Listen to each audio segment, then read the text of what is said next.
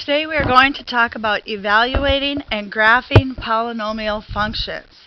So in order to do that, we must first understand what a polynomial function is. If we look at a definition of it, it says a polynomial function can be written as a sum of terms where each term is a constant times a whole number power of x. The key here is the whole number power of x. Now, let's just take a look here. These are polynomials. Notice the power of x here is 1.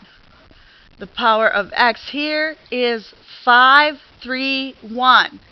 We would call this a degree polynomial of 5 since 5 is the largest exponent. Here, the degree is 2. I also have a 1, and this is actually x to the 0. So this degree is 2. Here, the degree is 16. Here, the degree is 4. I also have a 2, so it's still a polynomial because the highest degree is 4, and there are no other powers except whole numbers. Here I have a 3, a 2, and a 1, so this degree is 3. But all exponents are whole numbers. These are not polynomials.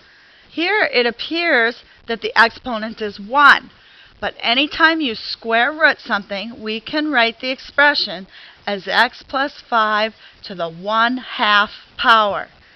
So now I can clearly see that the exponent is not a whole number, it is a fraction. Here the exponent is a -3, -4, -5. Just any one of those being negative guarantees not a whole number. In this one, it appears that our exponents are both 1 as well. However, anytime you have a variable in the denominator, its exponent is a negative. So that variable in the denominator causes it to be a non-whole number. It is an integer, negative integer, not a whole number. So this denominator would be written as 5x to the -1 minus 2. Actually, I'm going to change that to be 5x minus 2 all raised to the -1 power. That's how we would express this denominator. So here again, these are all in the denominator, so those would be negative exponents. Therefore, they are not whole numbers.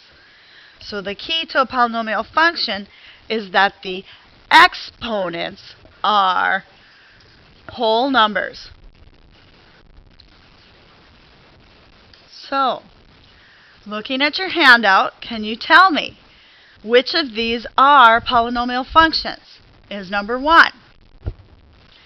No, it is not, because its power, its degree, is 1/2, not a whole number. How about number 2?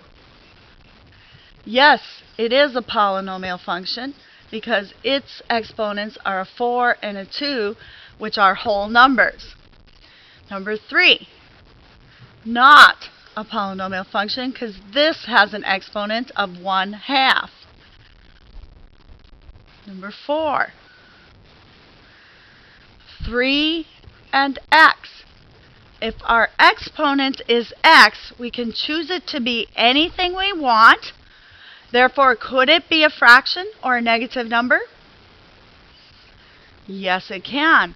Therefore, this is not a polynomial because we cannot guarantee x is greater than or equal to 0. How about number 5? Not a polynomial function because we have exponents in the denominator. Number 6. It is a polynomial function because the exponents are in the numerator and they are all whole numbers. This is 0, 1, 2, 3. How about number 7? 5, 4, 3, 2, 1, 0. Yes, it is a polynomial function. Number 8. Just look at the exponents. 5, 4, 3, 2, 1, 0. Yes, it is a polynomial function. And number 9, not a polynomial function, because here comes that square root of the exponent. So let's summarize it up. A polynomial function is what? A function whose exponents are whole numbers. That means not fractions, which would be square roots, and not negative, which would be denominators with variables. That's how you get a polynomial function. Only whole numbers for your exponents. 0 and bigger. X has to be greater than or equal to 0 if x is what I'm referring to as my exponent.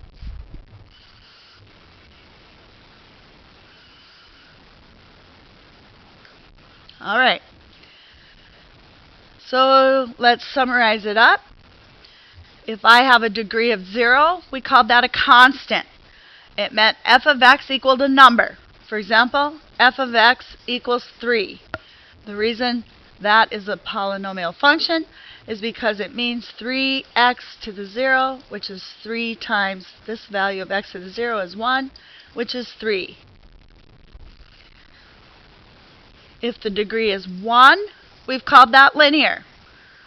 F of x equals 3x plus 2. Something x, the power is 1, plus some constant. If the degree is 2, we call that quadratic. Something x squared plus something x plus my constant.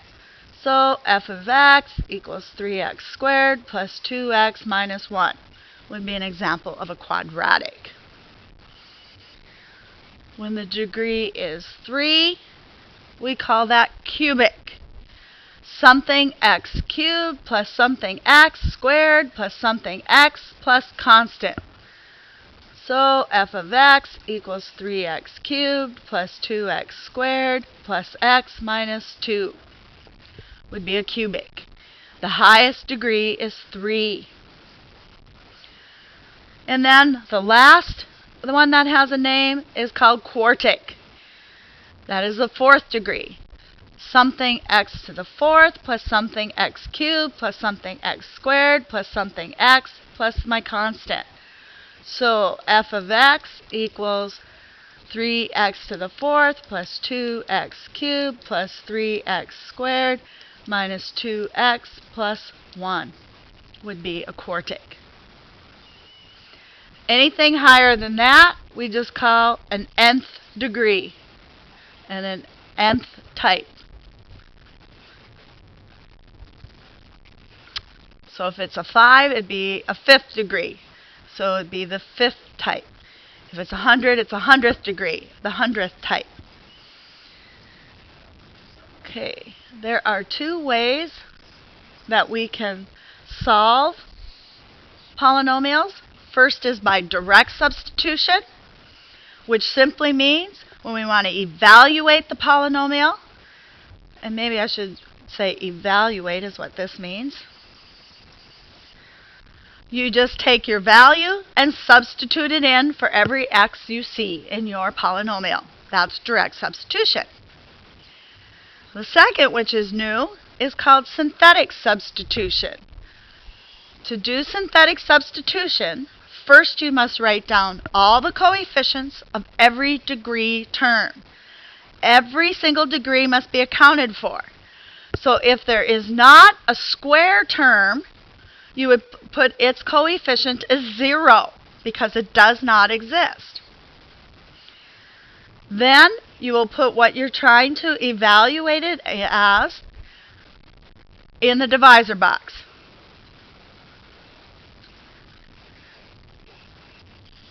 You will bring down your first term and multiply by the divisor and continue to add and subtract as you would in normal division.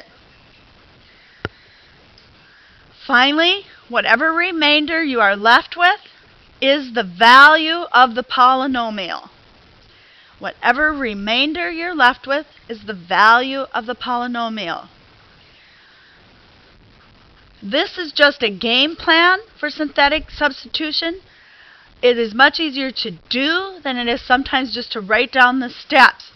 So I'm going to take you to the next problem, and we're going to do it by direct substitution and synthetic substitution so that you can see both methods work.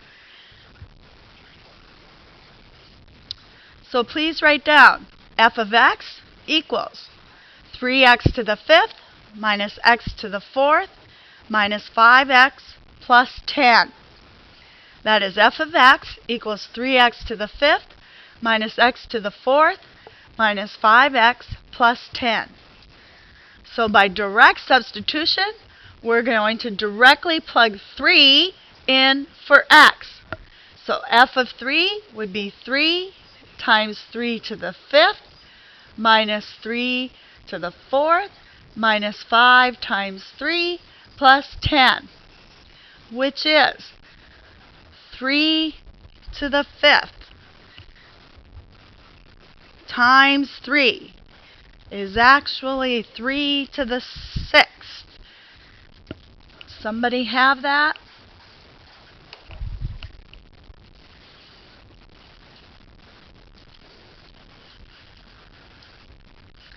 $729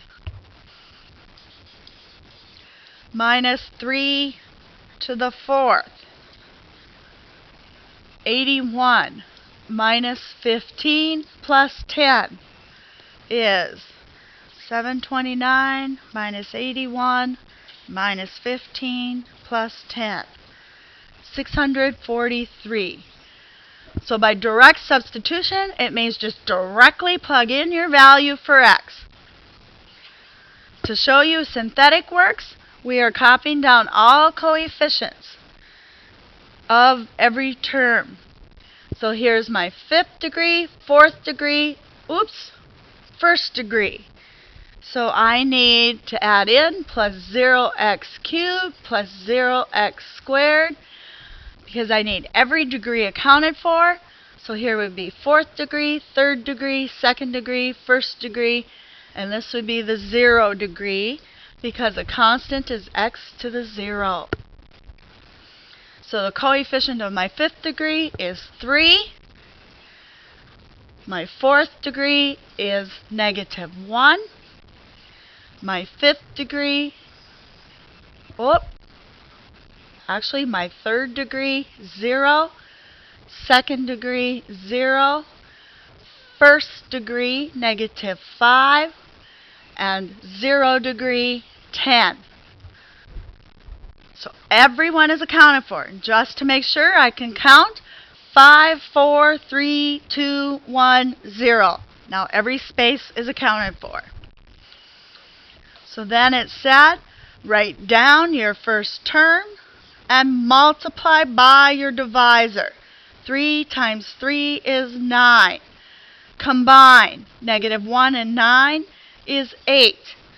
8 times 3 is 24. Combine is 24. 3 times 24 is 72. Combine, 72. 72 times 3 is 216. Combine, 211. 211 times 3 is 633. Combine, 643. This is my remainder. Does it match my direct substitution? So it is just a second method of finding the value of a polynomial. Whenever you use synthetic substitution, I would like to see your result written as f of 3 equals 643, just to guarantee you understand what it all means to substitute 3 in.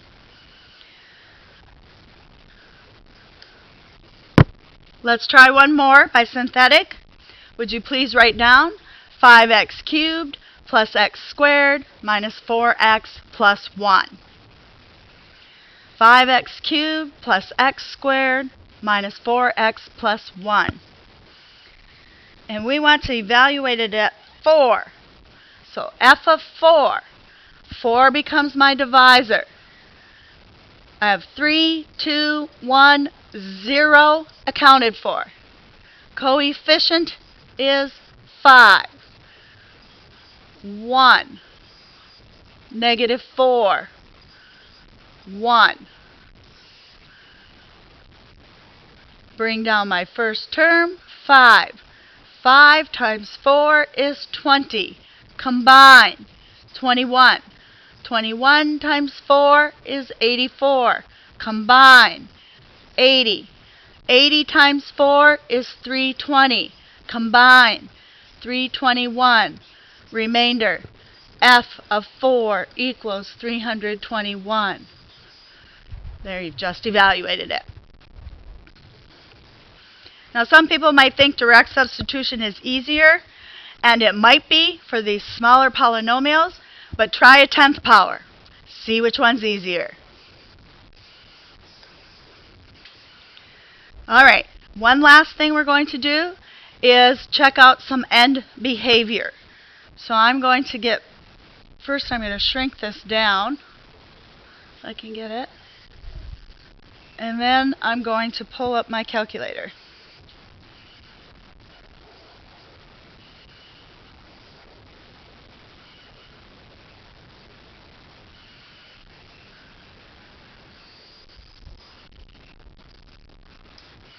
All right, so let me get rid of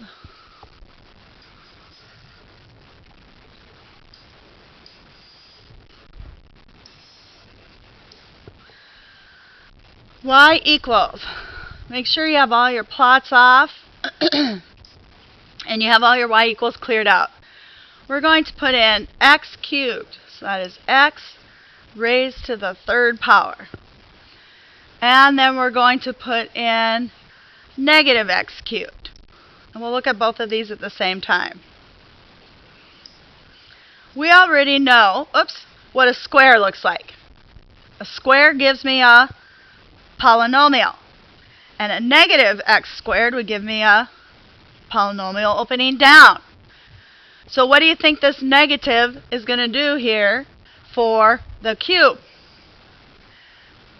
It should open the other way. So just to first show you a cube, let's do zoom standard 6. Here comes the cube, and there's a negative cube.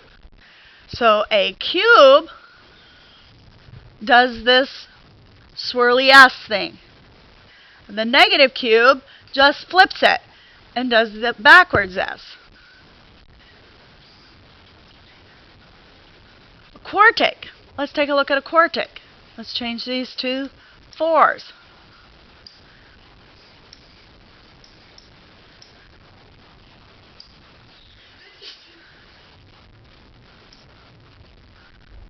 Up, down. Still looks like a parabola, but it's a little bit fatter parabola. What do you think a 5th power is going to do?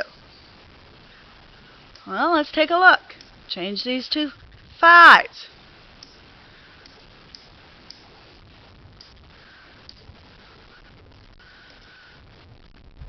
Whoop.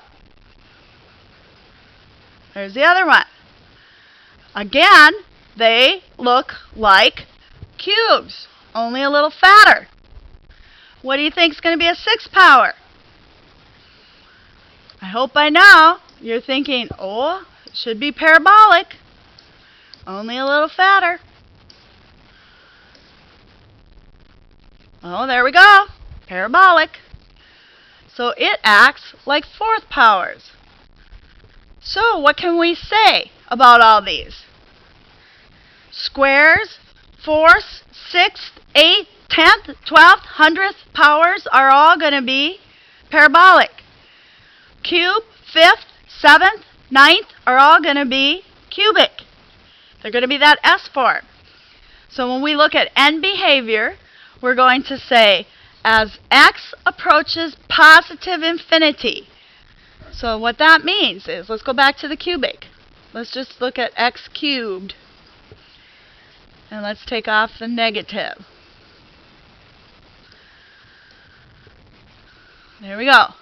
As x gets more positive, y gets more positive.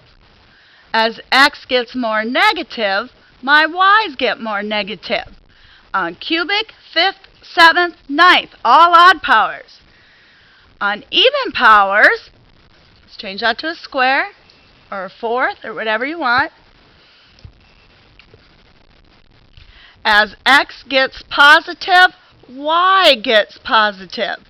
As x gets negative, y gets positive.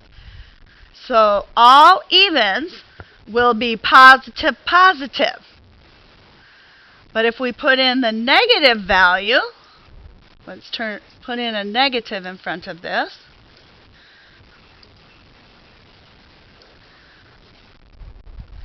For evens, as x gets positive, y gets negative. As x gets positive, y gets negative.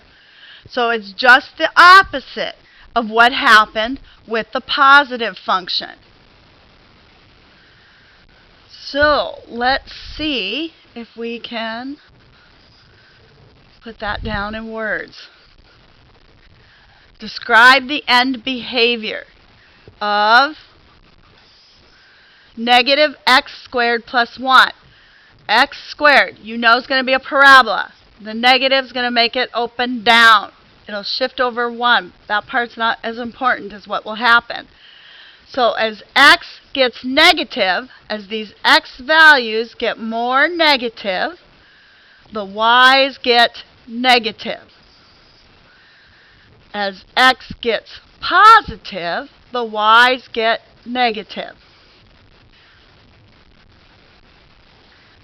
Okay, let's look at x to the 7th. It's not negative, so it should do this cubic thing. So as x gets as x gets negative, y gets negative. As x gets positive, y gets positive.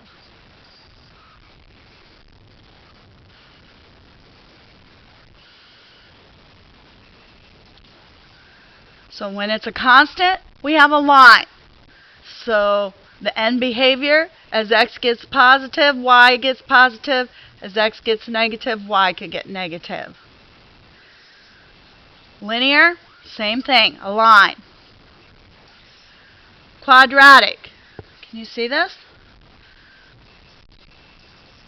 As x gets positive, y gets positive. As x gets negative, y gets positive. Cubic, as x gets positive, y gets positive. As x gets negative, y gets negative. And quartic,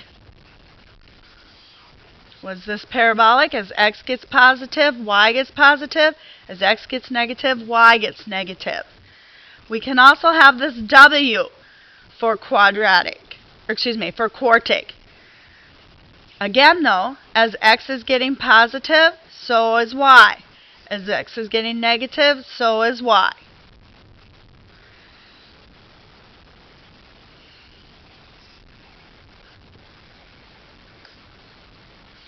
So let's graph this polynomial function. We can either use synthetic substitution to evaluate each of these or direct substitute negative 3 in.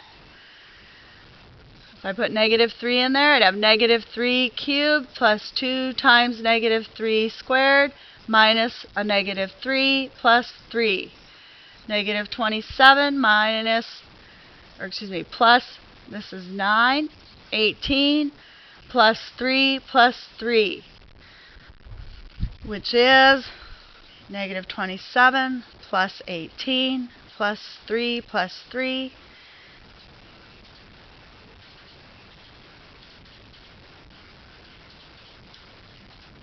is negative 3. Negative 3, negative 3. When I put negative 2 in, negative 2 cubed is negative 8. Plus 2 times 2 squared, that's 4 times 2 is 8. Minus 2, minus a negative 2 is plus 2 plus 3.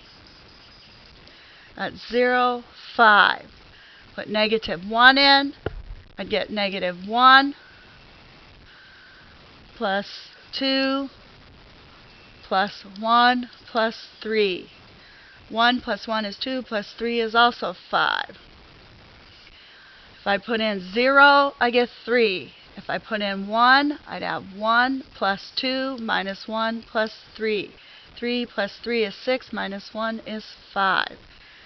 So negative 3, negative 3. Negative 2, 5. Negative 1, 5. Let's double check that negative 1. Negative 1 cubed is negative 1. Negative 1 squared is 1 times 2 is 2. Negative 1 times negative 1 is plus 1 plus 3. So this is 5, 6, 5. And let's see, 0, 3, and 1, 5.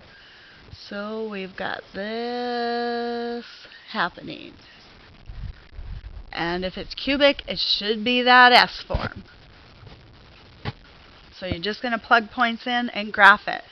And you should know cubic are those S's, quartics are the parabolas or W's, squares are the quadratic parabolas. Try this assignment for Wednesday, and we should be set.